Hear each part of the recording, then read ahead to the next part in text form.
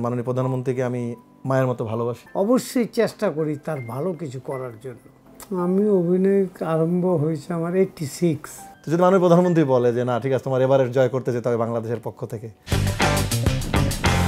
ভাইয়া যদি আপনাকে বলা হয় যে ডিপজল আপনাকে এভারেস্ট জয় করতে যাওয়া হবে, কারণ আমি জানি আপনি মাননীয় প্রধানমন্ত্রীকে খুব ভালোবাসেন, আপনি সবসময় একটা কথা বলেন মাননীয় প্রধানমন্ত্রীকে আমি মায়ের মতো ভালোবাসি। আমরাও করি। মাননীয় প্রধানমন্ত্রী আমাদের সর্বশেষ আশ্রয়স্থল এবং মাননীয় প্রধানমন্ত্রী আমাদের আশাকাঙ্ক্ষার স্থল। আমরা কিছুদিন আগে তার প্রমাণ পেয়েছি আমাদের নির্বাচন থেকে শুরু করে সব কিছুতে উনি অন্যকে কখনো ছাড় দেন না এবং আমাদেরকে ভালোবাসেন। আপনি বলেছেন এই নির্বাচন থেকে একমত বিরত থাকবো যদি মাননীয় প্রধানমন্ত্রী আমাকে বলে যে ডিপজল তুমি কইরো না, তো আপনি সেই ভালোই বাসেন। মাননীয় প্রধানমন্ত্রী আপনাকে নিশ্চয়ই স্নেহ করে আমরা জানি। তো যদি মাননীয় প্রধানমন্ত্রী বলে যে না ঠিক আছে তোমার এভারেস্ট জয় করতে যেতে হবে বাংলাদেশের পক্ষ থেকে, পাহাড়ে উঠতে হবে তোমার, আপনি একজন সঙ্গী হিসাবে নেবেন, কাকে নেবেন? সঙ্গী হিসাবে কাকে নিব? নিজেই চেষ্টা করব, আরেকজনের মরার লাইনে কেন নেব? ভাইয়ার খুবই জোস অ্যান্সার দিয়ে দিল। যদি একাই যাব, কাউকে নিয়ে ভাইয়া বিপদে ফেলতে চায় না। আর আপনারা যারা মানুষকে সবসময় সাথে নিয়ে বিপদে ফেলতে চান, ভাইয়ার কাছ থেকে শিখে নিতে হবে যে ভাইয়া আরেকজনকে নিয়ে বিপদে ফেলতে চায় না, ভাইয়া নিজে উঠে চেষ্টা করে যে পরেও মরে যায়, সে নিজে মরতে চায়। That is call real humanity, this is call real man. সত্যিকারের বড় মনের মানুষ ভাইয়া, সেটা প্রমাণিত।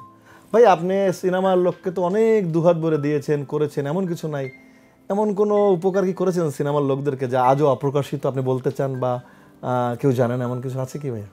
আমি কাউ সিনেমা ধরি না, আমি পুরো বাংলাদেশ সারা পৃথিবীর লোকের যে মানুষ বইলা আছে, হিন্দু, মুসলমান, খ্রিস্টান, বৌদ্ধ, যে যেখানে আছে, কোনো লোক আমার সামনে যদি খুব খারাপ লাগে অবশ্যই চেষ্টা করি তার ভালো কিছু করার জন্য।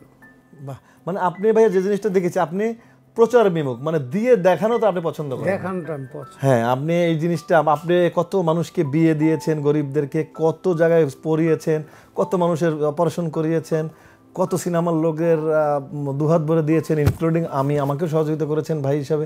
এরকম তো অসংখ্য আছে, মানে এগুলো আসলে আসলেই ভাইয়ের অপ্রকাশিত গল্প অনেকগুলো লেখে, ডায়েরিও শেষ হবে না। কারণ এই কারণে তাকে দানবীর, মুভি লর্ড এই কারণেই বলা হয়। ঈদের দিন আসলে এটাই বলার ছিল মানুষকে যে আসলে আমি এই ধরনের অনুষ্ঠান কখনোই করি নাই, this is the first time. শুধু ভাইয়ের জন্যই রাজি হলাম যে আমার ভাইয়ের কিছু কথা আমি বলতে চাই, তাতে হয়তো বা ছোটো ভাই হিসাবে কিছুটা ঋণ মুক্ত হওয়া যায়, দায় মুক্ত হওয়া যায়, ভাইয়ের কথাগুলো জানানো যায়। আপনি অভিনয় জগতে কত বছর হলো ভাই আপনার? আমি অভিনয় আরম্ভ হয়েছে আমার 86। ও মা, মানে অলমোস্ট ভাইয়া 80, 14, 34, প্রায় 40 বছরের কাছাকাছি প্রায়। বারে বাহ ভাইয়া, সবচেয়ে অভিনয় জগতে মিস করেন কাকে? অভিনয় জগৎ আসলে আপনার সাথে ছেলে হতে পারে, মেয়ে হতে পারে, যাদের সাথে আপনি খুব মিস করেন এখন, মনে হয় যে তার সঙ্গ বলতে মেয়ের সঙ্গ না, ওইটা বুঝাই নেই, মানে তার বন্ধুত্বটা হতে পারে, আপনার ডিরেক্টর হতে পারে, আপনার মানে যাকে আপনি মনে পড়ে মাঝে মাঝে মিস করেন।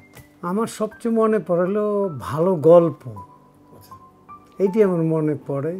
এই সাইডে থাকার চেষ্টা করি, এই সাইডে যদি ভালো ভালো আর্টিস্টরা কাজ করানো হয়, ওইটুকু আমার মনে পড়া।